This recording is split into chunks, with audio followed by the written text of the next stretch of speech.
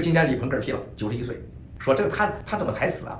也没受到惩罚。战友们，千万不要拿这种最庸俗的眼光来看待事实。他内心遭受的折磨是你们无法想象的。大家你们没有注意啊？你看我人中啊，我这个生活人中很深。我有一次去见过李鹏，李鹏一进屋坐在那儿，我第一次见他，很多年前，跟着一个当时的总参2部的人去看他去。我们4个人，人家都寒暄完了，首长啥鸡公啥样啦，然后看我，哎，这小伙谁啊？我说我叫郭文贵。你这个人中很深呐，跟我的人中很像。哎，我差点吐出来，你知道吗？但是那时候咱得装啊，是吧？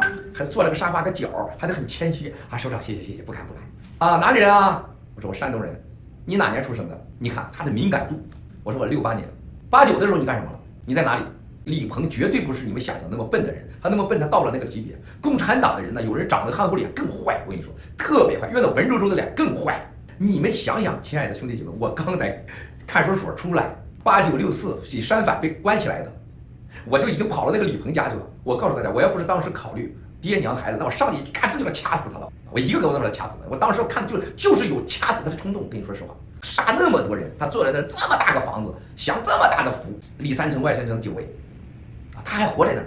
还有你说我那个脚啊，出来以后的鞋里都是汗啊。当时你知道我回答，我说爸，我说我去倒卖牛仔裤去了啊，什么倒卖牛仔裤？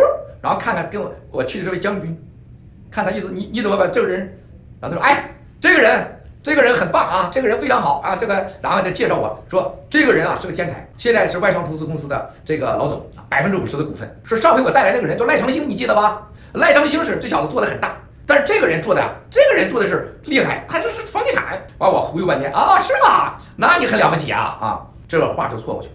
记忆我最深刻，我从来没讲过的，李鹏见着我们这个年龄人，先问你89年在哪？